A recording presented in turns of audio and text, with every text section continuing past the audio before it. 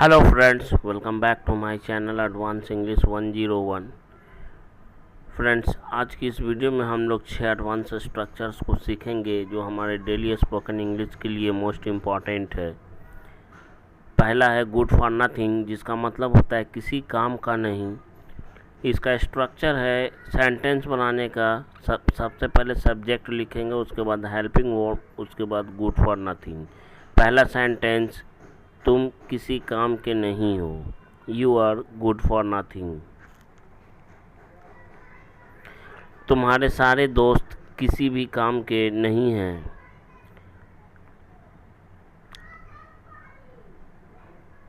तो सबसे पहले हम लोग देखते हैं, तुम्हारे दोस्त के लिए हम लोग लिखेंगे, तुम्हारे सारे दोस्त के लिए हम लोग बोलेंगे योर ऑल फ्रेंड्स, और सब्जेक्ट के अनुसार इज़ आर एम का यूज़ करेंगे। तो यहाँ पे आर होगा, your all friends are good for nothing. मेरा बड़ा बेटा किसी काम का नहीं है, वह पढ़ा लिखा होने के बावजूद, किसी चीज़ के होने के बावजूद, जब भी सेंटेंस हमको बोलना हो कि किसी चीज़ के होने के बावजूद, उसके लिए डिस्पाइट बीइंग का यूज़ करते हैं। मेरा बड़ा बेटा किसी काम का नहीं है, वह पढ़ा लिखा होने के बावजूद उसे कोई काम करना और पैसे कमाना बिल्कुल पसंद नहीं है। My elder son is good for nothing despite being educated, he doesn't like at all to do any work and earn money. इस तरह से आप प्रैक्टिस करेंगे। आप सब कुछ जानते हैं, आप लोग टेंस के बारे में अच्छी तरह से जानते होंगे, मिसलेनियस के बारे में अच्छी तरह से जानते होंगे, लेकिन प्रैक्टिस की अगर कमी है तो प्रैक्टिस ज़रूर करें। और हमारे वीडियो के प्लेलिस्ट को एक बार आप लोग ज़रूर चेक करें, उस पर कोई भी ऐसा एडवांस स्ट्रक्चर नहीं है जो आपको नहीं मिलेगा। ज़रूर देखें। तुम्हारा ये नया घर किसी काम का नहीं है, क्योंकि इसमें खिड़कियाँ और दरवाजे नहीं हैं। Your this new house is good for nothing because there are no windows and doors in this house. या आप देयर इज़ की जगह पे, देयर आर की जगह पे देयर इज़ का यूज़ करेंगे तो no window and no door का यूज़ करेंगे।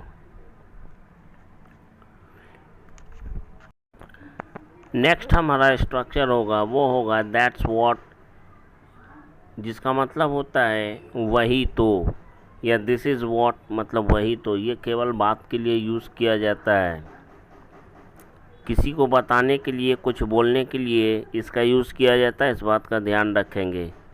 किसी जगह वगैरह के लिए इसे यूज़ नहीं करते हैं।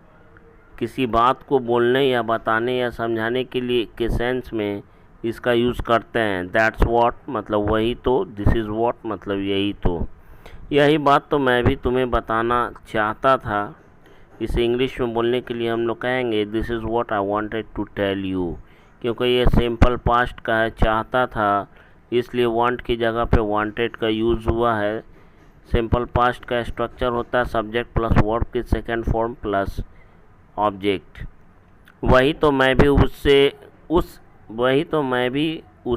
उस लड़के के बारे में पूछना चाहता था जो तुम मुझसे पूछ रहे थे। ये देखने में टेढ़ा ज़रूर है, लेकिन इस सेंटेंस में कुछ भी नहीं है। वही तो मैं भी उससे उस लड़के के बारे में पूछना चाहता था, तो इसे हम लोग कहेंगे that's what I wanted to ask him about that boy what you were asking him, जो तुम मुझसे पूछ रहे थे। यहाँ पे व्हाट का मतलब जो हो जाता है, what you are asking him, जो तुम मुझसे पूछ रहे थे। या होता जो तुम मुझसे पूछना चाहते थे, तो हम लोग कहेंगे what you wanted to ask him. वही तो मैंने उसको बताया जो आपने मुझे बताया था। वही तो मैंने उसको बताया जो आपने मुझे बताया था। तो हम लोग कहेंगे that's what I told him, मैंने वही उसे बताया या वही तो बताया व्हाट यू टोल्ड मी, जो आपने मुझे बताया। सेंटेंस के बीच बीच में व्हाट अगर आता है तो उसका मतलब होता है जो, ध्यान रखेंगे। दैट्स वेयर इसका मतलब होता है वही तो या उसी जगह को, उसी जगह तो। ये दैट्स वेयर का यूज़ हम लोग किसी जगह को बताने के लिए या दिखाने के लिए या समझाने के सेंस में हम लोग दैट्स वेयर का यूज़ करते हैं। मैं वही तो रहता हूँ, दैट्स वेयर आई लिव। पहले जहाँ तुम रहते थे अब उसी जगह मैं रहता हूँ। पहले जहाँ तुम रहते थे अब उसी जगह मैं रहता हूँ। इसे इंग्लिश में बोलने के लिए हम लोग कहेंगे दैट्स वेयर आई लिव। मैं उसी जगह रहता हूँ। वेयर इसका मतलब हो गया जहाँ। वेयर यू लिव्ड देयर जहाँ तुम रहते थे। यू लिव्ड बिफोर करेंगे, यू लिव्ड बिफोर जहाँ तुम पहले रहते थे। मैंने तुम्हें पहली बार उसी जगह देखा था। इसे इंग्लिश में बोलने के लिए हम लोग कहेंगे that's where I saw you first time. Where का मतलब यहाँ पे जहाँ हो जाएगा। वेयर जहाँ तुम नौकर का काम किया करते थे। You used to work as a servant. Next है दिस इज़ वेयर जिसका मतलब होता है यहीं तो या इसी जगह तो। यहीं तो या इसी जगह तो इसका स्ट्रक्चर है दिस इज़ वेयर। उसके बाद हम अपने सेंटेंस को रखेंगे। जो भी हमारा सेंटेंस होगा किसी भी टेंस में हो।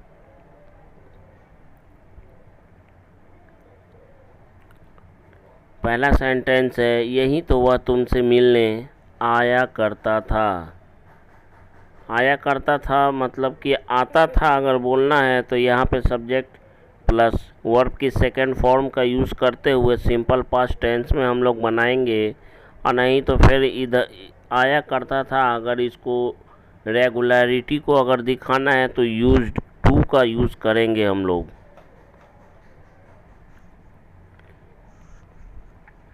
यही तो या इसी जगह तो तुमने उससे शादी की थी। This is where you got married here, you got married her. This is where इसी जगह तो या यहीं तो यू गॉट मैरिड हर तुमने उससे शादी की थी। इसी जगह तो उसने आज मुझसे मिलने का वादा किया था। This is where she promised me to meet today. This is where मतलब इसी जगह तो या यहीं तो शी प्रॉमिस्ड मी उसने मुझसे वादा किया था टू मीट मिलने का है टुडे मतलब आज। टेक फॉर इसे ध्यान से समझेंगे। टेक फॉर का मतलब होता है किसी चीज़ को गलत समझ लेना। जैसे मैंने मोहन को राम समझ लिया, मैंने उस लड़के को चोर समझ लिया, पुलिस ने मुझे चोर समझ लिया। इस तरह के सेंटेंस को बोलने और बताने के लिए हम लोग टेक फॉर का यूज़ करते हैं। और इसका स्ट्रक्चर है subject plus two plus objective case plus other words.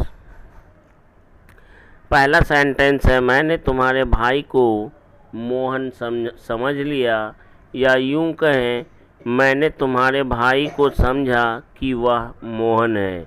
मैंने दोनों तरह से इस सेंटेंस को बेहतर तरीके से समझाने की कोशिश की है। आई होप कि ये आपको समझ में आ रहा होगा। आई टूक योर ब्रदर फॉर मोहन। उसके पापा ने तुम्हें चोर समझ लिया, या यूं कहें उसके पापा ने समझा कि तुम चोर हो। His father took you for a thief. उसकी मम्मी ने तुम्हें भिखारी समझ लिया, या उसकी मम्मी ने समझा कि तुम भिखारी हो। इसे इंग्लिश में बोलने के लिए हम लोग कहेंगे His mother took you for a beggar. His mother took you for a beggar. जब मैं वहाँ पहुँचा तो पुलिस ने मुझे उसका हत्यारा समझ लिया। इसे इंग्लिश में बोलने के लिए हम लोग कहेंगे When I reached there, the police took me for his killer या for his murderer. When I reached there, the police took me for his killer or murderer.